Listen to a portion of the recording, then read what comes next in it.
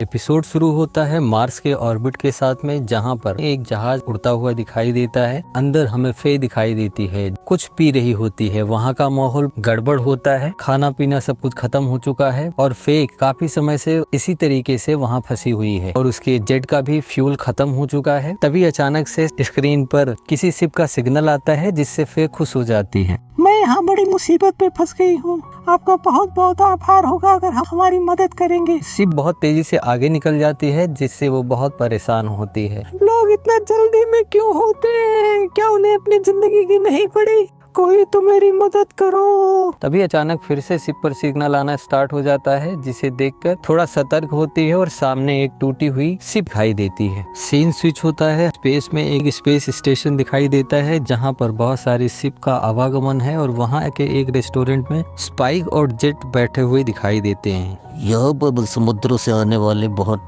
खाने मिलते हैं और यहाँ ज़्यादातर लोग जो बड़े लोग होते हैं वो यहाँ पर आते हैं और इसका मजा उठाते हैं। क्या यह टेस्टी भी होता है? अगर तुम मेरी बात मानोगे तो बिल्कुल टेस्टी नहीं, फिर भी लोग पता नहीं क्यों अपना पैसा यहाँ पर उड़ाते हैं। लेकिन पैसे उड़ाने की बात है तो मैं लॉबस्टर ऑर्डर कर रहा हूँ, यहाँ की सबसे महंगी डिश।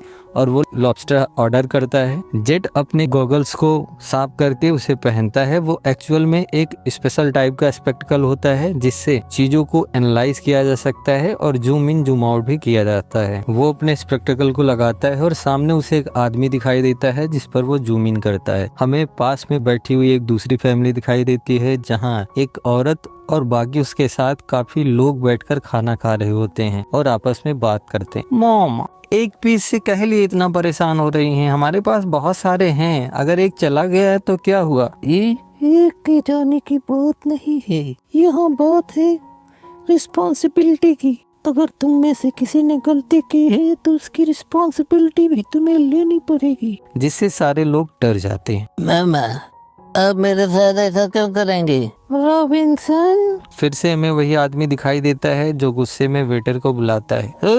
मेरा खाना कहाँ है? इतने समय से तुम नहीं ला रहे हो कमीनों। से हमें वो फैमिली दिखती है, उनकी नजर उसी आदमी पर होती है। जेट दिखाई देता है जो अपने स्पेक्टिकल से उसको जांचने की कोशिश करता है और उसे पता चल जाता है कि वो एक्चुअल में मॉर्गन है। स्पाइक को बताता है तो स्पाइक उससे कहता है क्या हमें अपना नाश्ता छोड़कर उसे पकड़ लेना चाहिए? तभी उसके स्पेक्टिकल में कुछ लोग दिखाई देते हैं और बाहर से वो पूरी फैमिली वहां पहुंच जाती है। अब उनके सर पर बनी मास्क होता है और वह औरत भी उसके सामने पहुंच जाती है। हैंडसम, क्या तुम्हें पता है कि जानवरों में सबसे ज्यादा बुद्धिमान जानवर चूहा होता है? मुझे इसके बारे में पता नहीं था। इस तरह के रेस्टोरेंट में भी सर्कस चलाया जाता है। तभी वो गुस्सा होती है और गन निकालती है। चारों तरफ धुआंधार गोलीबारी होती है, जिससे सारे के सारे आदमी मरने लगते हैं और स्पाइक जेट किसी तरीके से खुद को बचाते हैं और वो याद करने की कोशिश करते हैं कि वह औरत कौन है, क्या उसे हमने कहीं देखा है या नहीं। वो सबको मारने के बाद में एक प्रोजेक्टर वहां छोड़ देते हैं, जहां पर स्पेस वॉरियर का प्रचार दिखाई देता है। हम हैं स्पेस वॉरियर, जो पूरे गैलेक्सी में विशेष स्पीसीज और लोगों को सुरक्षित रखने का काम करते हैं। आप लोगों का बहुत बहुत धन्यवाद, आपने हमारा सहयोग किया। और वो लोग वहां से जाने लगते हैं। तभी जेट को याद आ जाता है कि वो ट्विंकल मर्डॉग है, जिसके ऊपर 25 मिलियन की बाउंटी है। तभी हमें उनका परिवार जाता हुआ दिखाई देता है। मॉम, आपको थोड़ा जल्दी करना होगा। तुम्हारा खेल यहीं खत्म हुआ। बच्चों, अगर तुम बहुत ज्यादा हिलोगे तो तुम्हारी माँ का भेजा जमीन पर पड़ा होगा और तुम्हें ऐसा अच्छा न तो लगेगा नहीं। जेट, कैसा है हमारा मॉर्गन? ये बिल्कुल मर चुका है, इसमें अब कोई जान बाकी नहीं। तुम्हारा बहुत धन्यवाद, तुमने हमारे रिवॉर्ड को खत्म कर दिया। लेकिन कोई बात नहीं, अब तुम्हारे ऊपर हमको 25 मिलियन का रिवॉर्ड मिलने वाला है, जो कि उससे भी ज्यादा अच्छा है। भी उनके बच्चे बहुत परेशान होने लगते हैं, उसे मारने की कोशिश करते हैं, लेकिन मम्मा बहुत जल्दी लौट आएगी। तुम लोग आराम से बेस पर जाओ और मेरे आने से पहले वहाँ कोई गड़बड़ मत करना। और वैसे हैरिसन, आज के लिए तुम्हारी सजा माफ होती है, लेकिन आने के बाद तुम्हें सजा जरूर मिलेगी। मॉर्गन का आज लकी डे है, मम्मा वो जल्दी वापस आएगी। सीन स्विच होता है, मार्स के ऑर्बिट का सीन दिखाई देता है जहां फे उस टूटी हुई जहाज पर जाती है। एक घायल आदमी वहां पर होता है जिससे वो पूछती है कि तुम ठीक हो, लेकिन वह मैं नहीं बचने वाला हूँ, लेकिन मेरे पास एक कोरियर है जिसे तुम्हें ISSP के पास में ले जाना होगा और मैं आपको बता रहा हूँ, प्लीज इसे खोलना मत। तभी फिर से सीन स्विच होता है, बेबॉब की लिविंग रूम का सीन दिखाई देता है जहाँ जेट और स्पाइक ट्विंकल के ऑर्गेनाइजेशन के बारे में बात कर रहे होते हैं। यह एक ऐसी ऑर्गेनाइजेशन है जो शुरुआत में तो अच्छे काम करते थे, लेकिन जैसे समय बदला उसके ऊपरी अधिकारियों के बदलने के बाद वो पूरी तरीके से चेंज हो गया। जहां लोगों की हिफाजत, स्पीसीज की रक्षा करना इसका काम था, वहीं अब लोगों को मारना और दूसरी तरीके के आतंकवादी गुटों का काम करना इसका पेशा हो गया। तुम्हारे कहने का मतलब है कि ये भी एक आतंकवादी है और ये खुद को स्पेस के रक्षक कहते हैं। और सबसे मजे की बात ये कि इसकी लीडर ट्विंकल मरियम मर्डॉक थी। प्लीज मुझे इन छोटे मोटे चोरों के गिरोह से कंपेयर मत करो। हमारी लड़ाई केवल प्रकृति को सुरक्षित करने का है। ब्ला ब्ला ब्ला, मुझे पता है तुम शांत क्यों नहीं रहती। वैसे हमें ये रिवॉर्ड कैसे मिलने वाला है? पुलिस को देकर के, लेकिन अभी देखने पर मुझे पता चल रहा है कि इसके ऊपर से लगा हुआ रिवॉर्ड कैंसिल हो गया। ऐसे कैसे हो सकता है? देखने से तो ऐसा ही लग रहा है कि 24 घंटे पहले इसके ऊपर लगाया गया सारा रिवॉर्ड सरकार ने कैंसिल कर दिया। वो ट्विंकल को देखता है, वो अजीब सी मुस्कुराहट के साथ हमें दिखाई देती है। तभी फिर से सीन स्विच होता है, फे की जहाज दिखाई देती है। फे उसी कार्टून के साथ में होती है और वो सोचती है कि इसे मुझे खोलने के लिए मना किया गया है, तो क्या मैं इसे खोलूं कि नहीं खोलूं। और वो खुद को ही बेवकूफ बनाती है कि मैं ये खोलने चल रही हूँ, लेकिन मैंने अपने आप नहीं खोला, ये अपने आप खुल गया। इस तरीके की बात वो खुद से करती है। सीन स्विच होता है, हमें एक दूसरी जहाज दिखाई देती है जिसके अंदर एक लेबोरेटरी, जहाँ बहुत सारे जानवरों को जबरदस्ती कैद किया गया है और विशेष प्रकार का ड्रग या फिर वायरस को सील किया जाता है। स्क्रीन पर मेयर दिखाई देते हैं, ट्विंकल के बच्चों से बात कर रहे होते हैं और वो निगोशिएट करते हैं कि तुम अपने प्लान को होल्ड रखो, मैं शिव को बचाने का पूरा काम कर रहा हूँ। और वो उसकी माँ के बारे में पूछते हैं, उसकी माँ को जल्द से जल्द ढूंढने की बात करता है। उनका कनेक्शन कट जाता है। फिर से हमें फे का स्पेस क्राफ्ट दिखाई देता है जहाँ पर वो उसमें से एक अजीब सी चीज निकालती है। वो ना खाने लायक होती है न किसी लायक, जिससे वो परेशान होती है कि ऐसी चीजों के लिए कोई आदमी अपनी जान क्यों दे सकता है। तभी वो सिग्नल पकड़ती है और फिर से हमें बेबाब के अंदर का सीन दिखाई देता है। मैं इसको काफी समय से ट्रैक कर रहा हूँ, लेकिन इसमें हमें कोई जानकारी नहीं मिल रही है, ना कोई आतंकवादी हमला ना कुछ, सब कुछ साफ हो चुका है। ऐसा कैसे हो सकता है ऐसे लोगों के साथ में? वैसे मैंने तुम्हें बताया था कि तुम लोग अपना समय बर्बाद कर रहे हो, तुम बेवकूफी कर रहे हो। अभी नहीं, इसके पीछे कुछ ना कुछ तो जरूर है। भी वाइस कैंप पर कॉल आता है। प्लीज मेरी बात सुनिए, मैं यहाँ फंस गई हूँ, तो क्या आप मेरी यहाँ मदद कर सकते हो? आवाज सुनकर के दोनों को पता चल जाता है ये फे है और वो खुशी होते हैं और साथ ही साथ उसे इरिटेट करने की कोशिश करते हैं। हेलो, क्या आपको हमारी आवाज आ रही है? मुझे पता है कि तुम लोग मेरी आवाज सुन रहे हो, लेकिन क्यों नहीं बोल रहे हो? अचानक से उसे वो शिप दिखाई देती है जिसे देखकर वो समझ जाती है कि ये बेबॉप है। हाँ, फिर से नहीं, यही क्यों मिलते हैं? बहुत सारे कपड़े हमें दिखाई देते हैं। क्या तुमने सारा पैसा गैम्बलिंग में उड़ा दिया? इतने सारे पैसे मुझसे चुराने के बाद? क्या तुम्हें पता नहीं है कि जिस तरीके से पैसे आते हैं उसी तरीके से चले भी जाते हैं? एक और कहावत भी है कि चोरों पर कभी भरोसा नहीं करना चाहिए। जेट, क्या तुम्हें मिला भी? नहीं, मैं कोशिश कर रहा हूँ, लेकिन मुझे यहाँ कुछ नहीं दिखाई दे रहा अभी तक। पुलिस में मेरा एक दोस्त है, मैं उसी से बात करने की कोशिश करता हूँ। ये पूरी कबाड़ की चीजें हैं, क्या इसमें से कुछ ऐसी मिलेंगी जो काम की हों? तभी उसे कुछ दिखाई देता है जिसे वो उठाता है। एक्चुअल में वो वही वायरस होता है जो ट्विंकल से खो चुका है और उस आदमी को मिला था जो सरकार को देने जा रहा था, जिससे ट्विंकल भी परेशान होती है। सीन स्विच होता है, स्पेस के अंदर बहुत बड़ा एक स्पेस स्टेशन दिखाई देता है। वो ISSP का ऑफिस होता है जहां सर, मैं अपनी पूरी कोशिश कर रहा हूँ कि वो वायरस कहाँ है और उसके साथ क्या करना चाहते हैं, लेकिन अभी तक कुछ जानकारी नहीं मिली। आप परेशान मत होइए, मैं कर दूंगा। Sorry sir.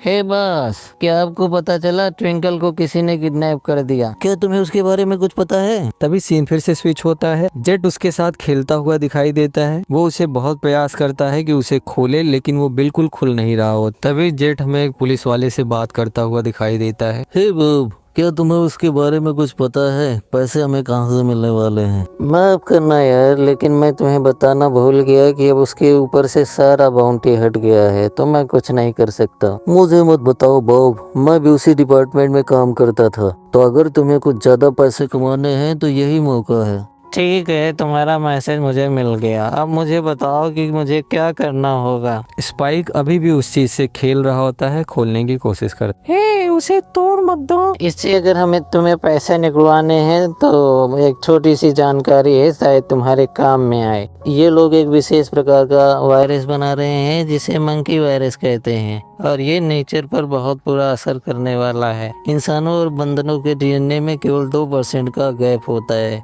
अगर उस गैप को हटा दिया जाए तो इंसान भी बंदर के तरीके से बन सकते हैं, और इसी की धमकी वो सरकार को लगातार दे रहे हैं। तो अगर तुम इसका इस्तेमाल करके कुछ जानकारी ले सको या पैसे निकलवा सको तो ये तुम्हारे लिए बहुत बढ़िया हो सकता है। उसका लीडर मेरे पास है, उसके बाद में भी हमें कुछ पैसे नहीं मिल सकते हैं? तुम्हारा दिमाग तो नहीं खराब है? इतने बड़े ग्रुप की लीडर को हमने पकड़ा है, उसके बदले में हमें कुछ भी नहीं मिल सकता है? सॉरी जेट, बट मैं कुछ नहीं कर सकता, ये सारी चीजें ऊपर की हैं। स्पाइक उस चीज को तोड़ देता है और उसमें से एक छोटी सी चीज निकलती है जिसे जेट आसानी से पकड़ लेता है। स्पाइक, हमें इसे छोड़ना होगा।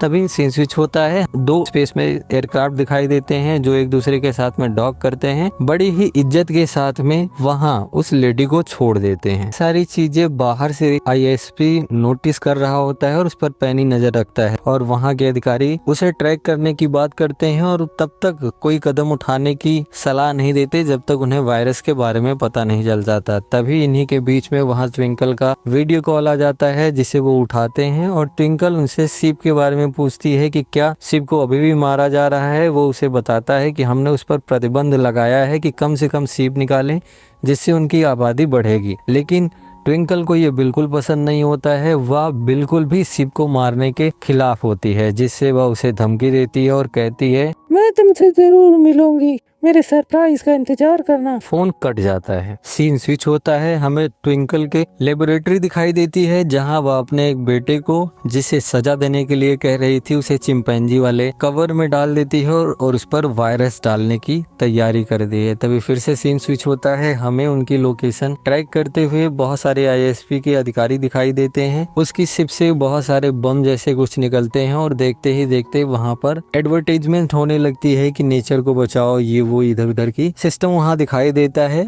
फिर से सीन स्विच होता है। जेट दिखाई देता है। तभी सामने से बॉब का फोन आता है और उससे कहता है कि ये तुम्हारे काम की चीज है। ट्विंकल एक लाइव कर रही है जो सब पर आ रहा है चैनल नंबर 7 पर, तुम्हें वो जरूर देखना चाहिए। वो ऐसा ही करता है और वो अपने लाइव में साफ साफ कहती है कि आप लोग हमारे नेचर को गड़बड़ करने की कोशिश कर रहे हो, इसीलिए हम अपना वायरस लॉन्च करने जा रहे हैं जिसे आपको बहुत सारी चीजों का मुनाफा होने वाला है। तभी हमें आईएसपी के एजेंट वहां उसके शिप के चारों तरफ जाते हुए दिखाई देते हैं और शिप ब्लास्ट हो जाती है, लेकिन लाइव अभी भी चल रही है। इसका मतलब कि वो वहां नहीं होते हैं। जेट स्पाइक को ट्रैक करने के लिए कहता है और वो उसे तुरंत ट्रैक कर लेता है कि वो उस समय हाइपर स्पेस में है, और वो बात करते करते रेट्रो वायरस को लाइव में ही छोड़ देती है और वो हाइपर स्पेस से नीचे आने लगता है, जिससे चारों तरफ अफरा तफरी मचने लगती है। और सरकार भी अनाउंस कर देती है कि जो उस मिसाइल को रोकेगा उसे भारी भरकम रकम मिलेगी, जिससे स्पाइक और जेट दोनों खुश हो जाते हैं।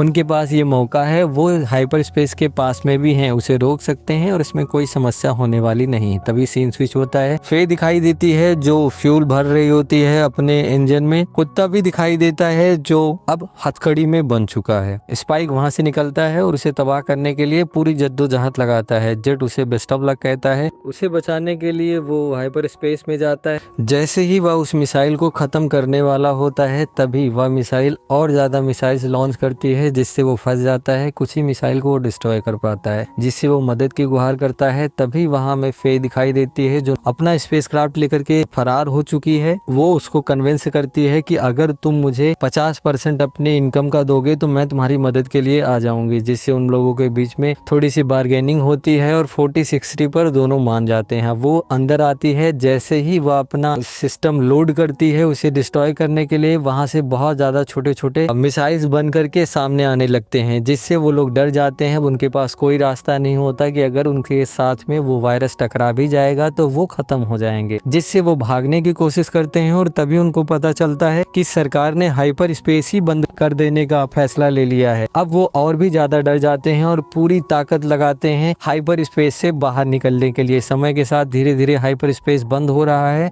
और वो काफी दूर होते हैं, लेकिन पूरी जद्दोजहद करते हैं और जैसे ही थोड़ा सा हाइपर स्पेस बचता है वो बाहर निकल आते हैं। बाकी सारी मिसाइल्स उसी के अंदर से उनका इल्यूजन आता हुआ दिखाई देता है, जिससे फिर डर जाती है और जेट उसे बताता है कि हाइपर स्पेस से कुछ भी चीजें आती हैं तो वो अगर बंद हो जाती हैं, उसी स्पीड से आ रही हैं, तो उनका इल्यूजन आपको दिखाई देगा, जिससे वो समझ जाते हैं। फिर सीन स्विच होता है, हमें ट्विंकल की शिप दिखाई देती है जो हाइपर स्पेस में फंस चुकी है और गलती से उसके शिप पर वो वायरस भी पहुंच जाता है जो अभी तक स्पाइक के पास में था। वो टूट जाता है, जिससे पूरी की पूरी शिप भी तबाह हो जाती है। उनमें सारे लोग जानवर बन जाते हैं।